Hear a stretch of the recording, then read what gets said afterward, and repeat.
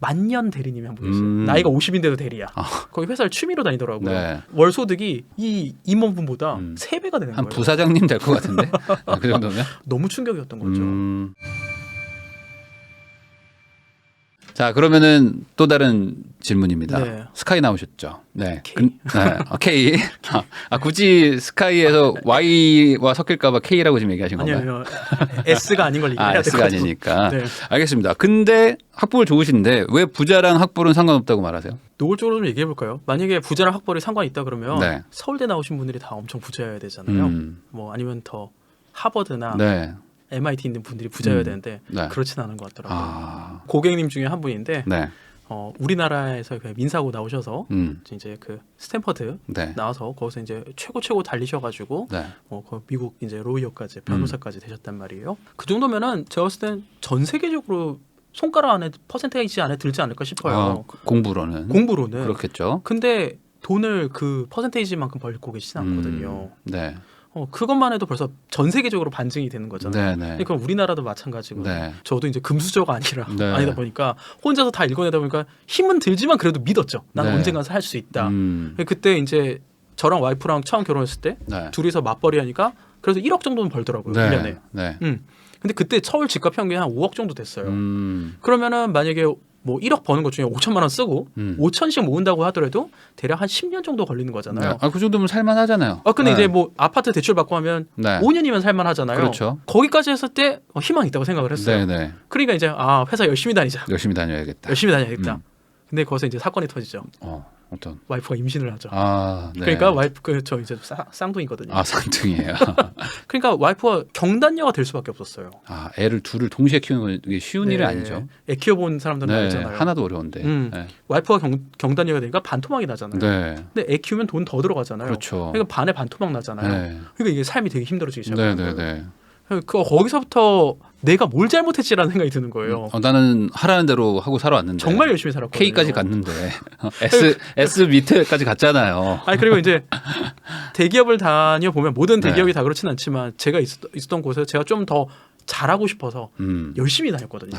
승진은 빨리 됐어요. 승진 빨리 됐어요. 네. 근데 중요한 거는 돈은 그렇게 빨리 벌리지가 않더라고요. 이게. 승진만 돼.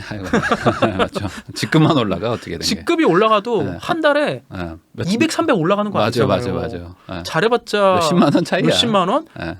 그러다 거기서 제가 현타가 한번 온 게 있었죠. 그 저희 회사의 팀장님, 부장님이 이제 임원으로 승진을 하셨단 말이에요. 회사 들어가면 다 임원 꿈꾸잖아요. 그럼요. 내가 이 회사 들어왔으니 임원, 상무 전부 돼봐야지. 근데 그분이 딱 그 상무보였죠. 상무보.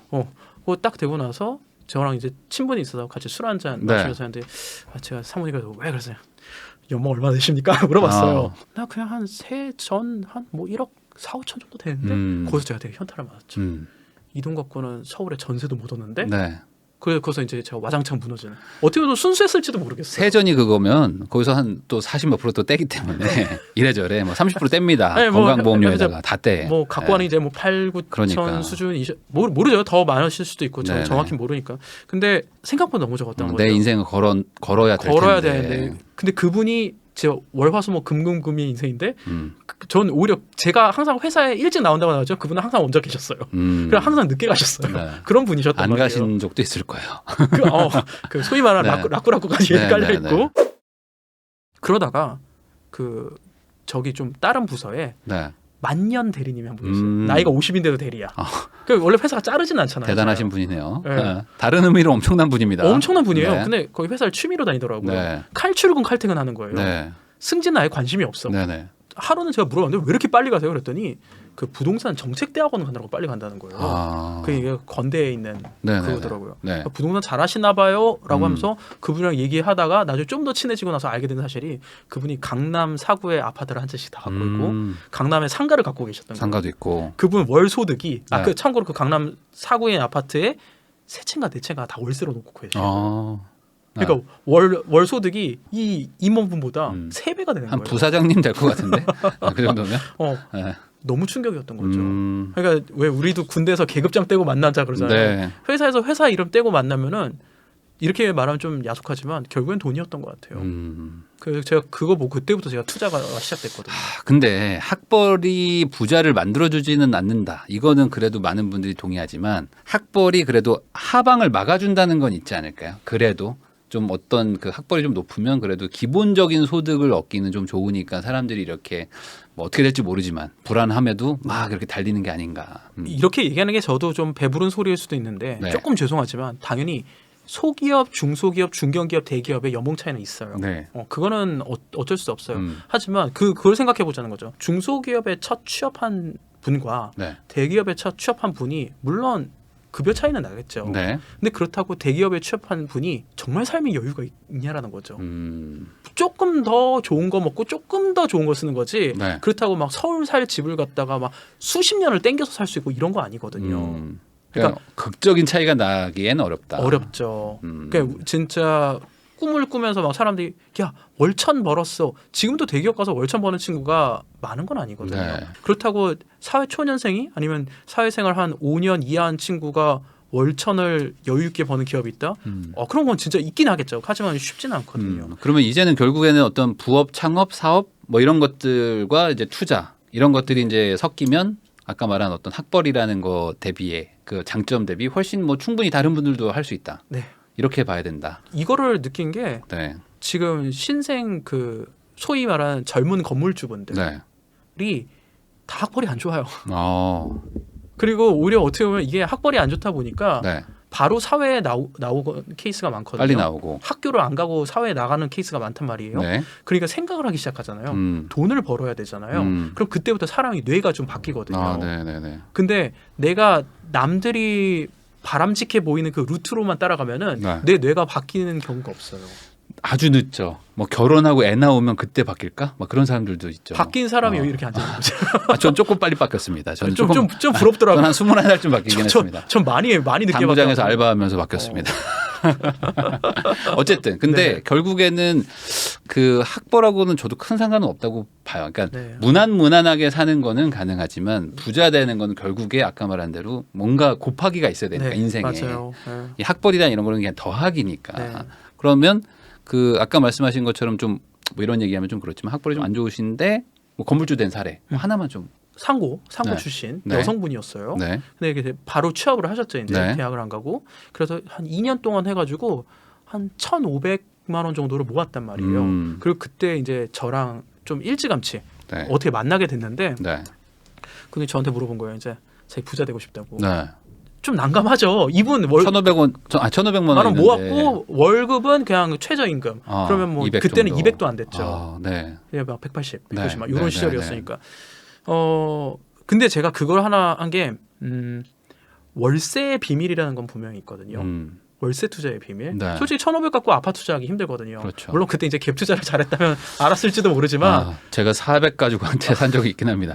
아니 물론 지방 잘 돌아다니면 풀피로도 살 수 있고 많이 있죠. 그래서 제가 그때 하는 건 월세 투자를 갖다가 제가 권장을 했었어요. 근데 월세 투자도 일단 저렴하게 들어가서 하는 게 중요하거든요. 그래서 지금도 저렴한 지역이지만 인천의 남동공단 같은 경우는 굉장히 저렴하다고. 또 경매하시는 분들이 많이 가는 지역이기도 하죠. 경매 성지죠. 근데 이거 알려지기 전이었었어요. 지금처럼. 근데 거기 월세하기 되게 쉽잖아요. 그거를 월세가 많이면 나와요. 또 나오잖아요. 그러니까 월세 수익률을 올리려면 투자금이 적어야 되는 거잖아요. 물론 경매를 하면 더 최소화할 수 있지만 경매까지 가지 않더라도 여기 가면은 몇백만 원 갖고도 충분히 이게 되잖아요. 되죠. 이분이 1,500 갖고 못해도 그때 한 4채 정도로 갖다가 다 세팅을 했단 말이에요. 그 다음에 그거 잘 구조 짜니까 뭐 월급까지는 아니지만 그래 월급 반 정도는 나온단 말이에요. 이게 아주 낡은 집들도 아주 하한선에 월세가 있어요. 그러니까 아무리 낡은 집도 월세 뭐 30, 40은 또 받아도 왜냐면 집이니까. 아니, 지금도 30만 원 이하 월세 찾기도 힘들어요. 전국에서 봤을 때. 맞아요. 그리고 금액이 싸기 때문에 임차인들도 이 집의 퀄리티를 그렇게 따지지 않는단 말이에요. 그러니까 불만이 오히려 없어. 물론 진상 임차인들은 있죠. 관리의 포인트가 힘들긴 하겠지만 그래도 그런 것들은 이제 알아서 하신 거고. 그 친구가 이제 그걸 넘어가는 건 대단한 거죠. 그리고 그 친구가 어쨌든 월급을 벌면은 족족히 여기에 투자를 한 거죠. 그렇게 해서 결국에는 이 친구도 한 30채까지 이걸 올린 것 같아요. 그러니까 월급을 훨씬 넘어서잖아요. 다 월세로. 그냥 네. 세팅하면서 월세로 세팅을 하고. 네네네. 그리고 이걸 모아. 그리고 그때는 지금처럼 막 그 주택수에 민감하고 그러던 규제가 시절이야. 없었죠. 네. 네, 아시죠? 오히려 집 사라고 제발 좀 사주세요 했던 그때 이제 시절이기 주택 때문에. 임대사업자 내면은 되게 네. 혜택이 많았던 시절이었고. 네. 그렇게 해서 거의 20대 지금 후반 이렇게 왔는데 이미 자산이나 규모는 상당히 올라갔고 그렇게 해서 요거를 모아서 네. 담보대출을 신용이죠 일종의 네. 대표자 신용으로 해서 담보대출을 해서 건물을 샀거든요. 아. 그러니까 이게 불가능한 건 아니잖아요. 네. 그 이분이 그렇다고 머리가 막 아주 좋거나 음. 뭐 소위 말하는 하이 커리어이신 분은 아니잖아요. 물론 지금 이게 꼭 맞다 틀리다 얘기하기는 되게 힘든 것 같아요. 네. 하지만 불가능한 건 아닌 것 같아요. 찾아보면 방법은 다 있어요. 그러니까 같은 방식이 지금 그대로 적용된다는 얘기는 아니지만 분명히 또 다른 기회, 또 다른 방식이 네. 또 있을 것이다. 있어요. 항상 그런 있어요. 건 있으니까. 네. 근데 중요한 거는 그분이 학력이 중요했던 게 아니고 그분의 어떤 의지와 네. 그분이 얼마나 열심히 하려고 했는지와 그리고 그걸 하면서 얼마나 많은 힘든 일이 있었을지는 저는 공감하거든요. 아마 별의별 일들이 있었을 겁니다. 솔직히 월세는 솔직히 임차인이 가장 문제거든요. 진짜. 엄청 힘들죠. 네. 월세 받는 게 절대 공짜가 아니기 공짜 때문에 아니죠. 소송도 공짜 하고 아니죠. 뭐 네. 안에 막 다 뭐 다 낙서해놓고 막 어떤 분 그러니까 불 지르겠다고 하는 분도 있고. 20대가 그 네. 명도를 또 한다는 여자분이 건, 또- 여자분이 한다는 건 네. 보통 얘기는 그러니까 아니었죠. 그렇게 했기 때문에 또 그런 또 결과가 좋은 네. 결과가 왔었던 거고. 자, 그럼 반대로 대표님이 보시기에는 지금 청년 세대들은 어쨌든 컸잖아요. 이미 뭐 지금 대학생이나 사회 초년생 분들은 뭐 20대인데 네. 이분들한테 이 교육이 필요했는데 못 받았다. 이분들이 이게 제일 결핍이 있다라고 할 만한 게 뭐가 있을까요? 딱 그 생각이 들거든요. 좋은 학교를 나오고 좋은 기업을 가는 이유가 뭔지부터 좀 생각해봤으면 좋겠어요. 좋은 학교를 나오고 좋은 기업을 가는 이유가 뭐라고 생각하세요?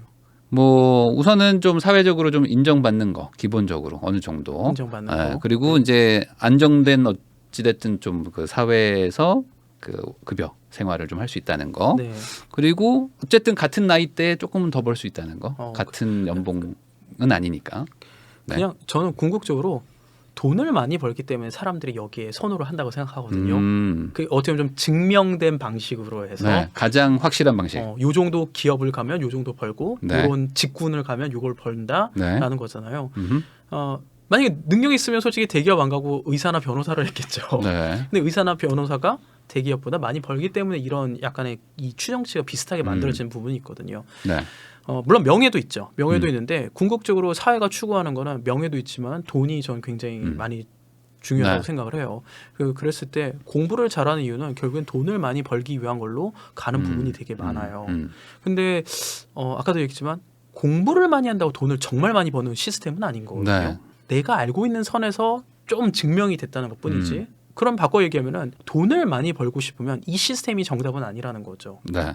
그러니까 부자가 되고 싶다면 지금 모두가 말하는 그 라인은 아니라는 절대 거죠. 아니죠. 네. 절대 아니죠. 물론 이렇게 해서 부자가 되신 분도 있겠죠. 네. 근데 이렇게 해서 이 순수한 방식으로 부자 되신 분은 전 거의 본 적 없는 것 같아요. 그리고 그 방식으로 모두가 부자가 됐다면은 지금은 뭐 돈 걱정하는 사람들은 아무도 없겠죠. 네. 아니 그럼 대기업 임원분들은 다 네. 어마어마한 부자가 돼 있어야 되는데 현실은 그렇지 않거든요.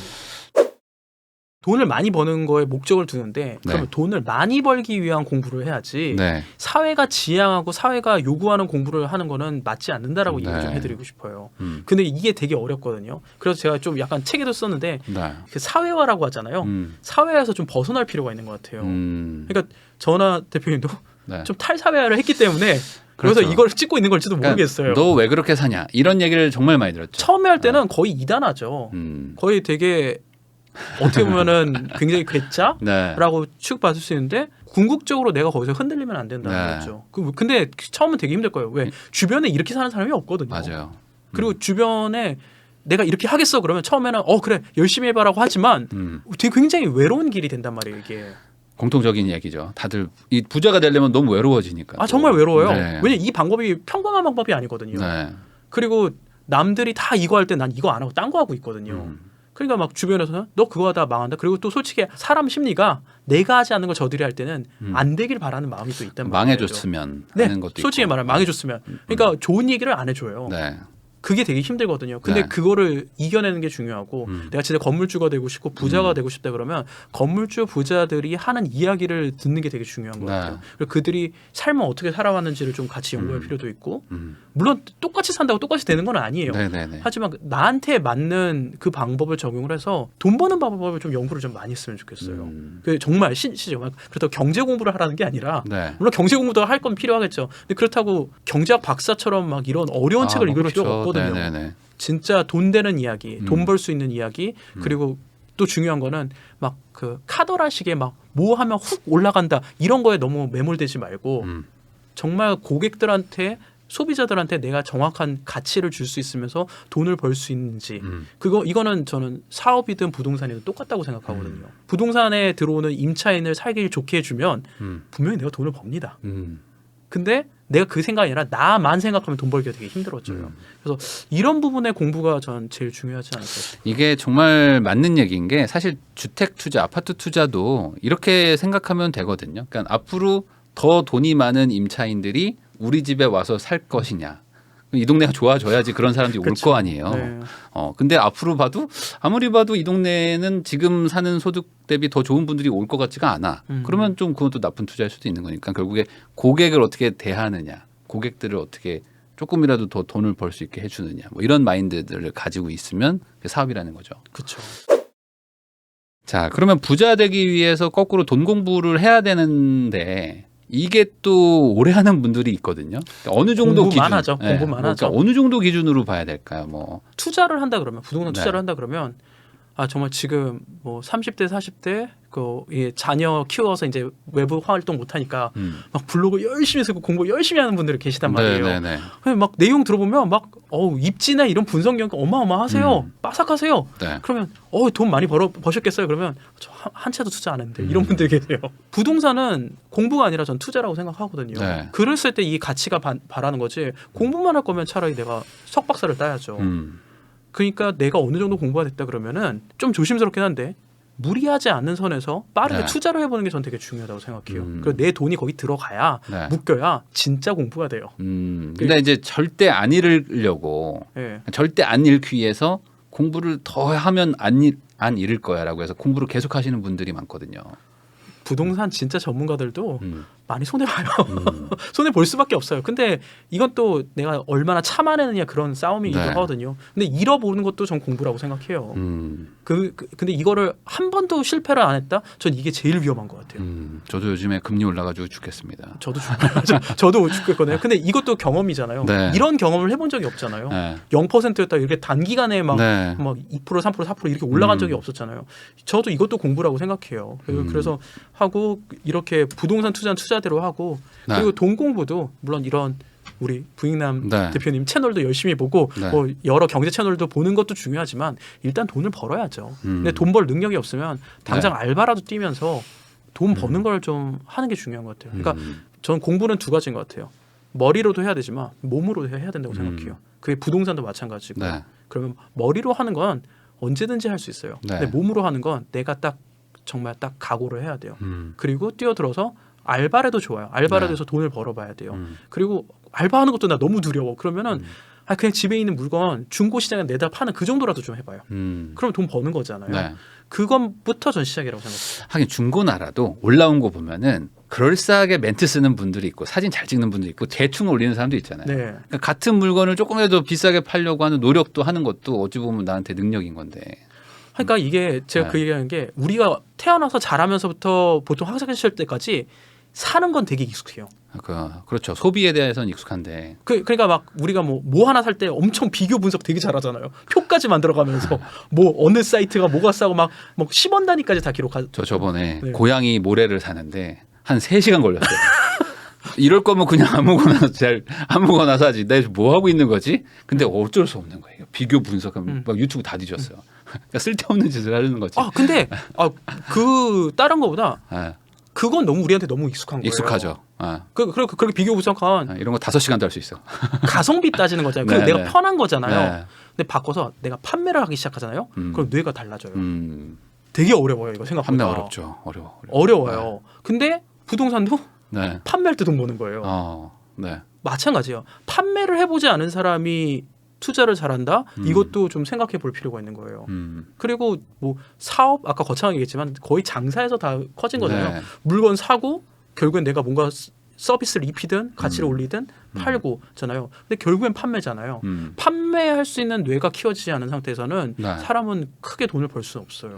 거의 제가 만난 건물주분 중에 자수성가 건물주분들 네. 90% 이상은 그냥 사업가예요. 네. 다 사업가예요. 그리고 건물도 사업을 하는 거죠. 왜냐하면 월세 받는 것도 엄밀히 말하면 이거 사업이거든요. 사업이죠. 네. 네. 근데 이제 조금 편한 사업. 고객한테 공간을 빌려주는 사업이니까. 임대업이라고 네, 하잖아요. 네. 임대업이라고. 근데 거기까지는 이제 우리가 단시간에 못 가니까 네. 우선은 내가 할 수 있는 거에서 돈을 벌 수 있는 거. 그러면 노동 집약적인 그런 일도 해봐야 되겠지만 네. 그거보다는 내가 진짜 사업적으로 물건 판매하는 것부터 해볼 수 있잖아요. 그런 거를 좀 많이 해봤으면 좋겠어요. 쉽게. 네. 그리고 뭐 어느 경우는 뭐 벼룩시장 같은 데 가서 물건 내다 팔아보기도 하고 장터 같은 거 물건 팔아보기도 하고 그러면 거기서 눈이 또 커져요. 그럼 물건 띄워오는 그 기회도 생기고 이렇게 해서 또 건물 사신 분도 계시거든요. 네. 진짜 소소하게 왜 그런 거 유튜브에 그런 거 나오잖아요. 젓가락인가 숟가락 하나 갖고 네. 바꾸고 해서 결국에 집까지 바꾸는 그런 영상도 있거든요. 저도 처음에 그거 엄청 웃었는데 어마어마한 되게 이 사업적인 마인드라고 생각을 했었어요. 네. 근데 그분은 솔직히 그거 집을 산 거보다 그 유튜브 영상으로 돈을 더 떼도 벌었거든요. 그것도 노하우죠. 네. 그러니까 결국에 이게 그 많은 분들이 돈을 벌어야지 돈만 생각하시는데 그거보다는 지금 그 판매하는 거에서 생기는 능력, 뭐 소위 말하는 뭐 마케팅이 될 수도 있고 그렇죠. 아니면 그게 가치가 낮은 거를 봐서 그 찾아내서 비싸게 만드는 어떤 능력을 말하시는 걸 수도 있는데 본인의 어떤 능력을 키우는 게 곧 돈을 버는 길이다. 맞아요. 뭐 이런 얘기를 네. 해주시는 것 같습니다. 결국 그런 거는 학벌하고는 상관이 없는 거니까요. 그렇죠. 자, 오늘은 이렇게 건물주 아이 키우기 협회 박익현 대표님 모시고 이제 평범한 사람들도 어떻게 건물주가 될 수 있을까 이런 얘기로 이제 얘기를 해봤는데 뭐 어떤 실무적인 얘기부터 뭐 약간 어찌 보면 좀 철학적인 얘기까지 다양한 얘기를 한 것 같습니다. 우리 채널을 통해서 또 건물주가 되고 싶은 분들도 있으시니까 그런 분들한테 좀 도움되지 않았을까 생각을 하고요. 또 다시 한번 나와주신 박익현 대표님께 감사하다는 인사를 전하면서 저희도 이만 마치도록 하겠습니다. 대표님 오늘 너무 좋은 얘기 해주셔서 감사드리고요. 네. 우리 시청자분들한테도 많이 도움 됐을 것 같습니다. 네, 그럼 이렇게 영상 마치도록 하겠습니다. 고생 많으셨습니다. 네, 감사합니다.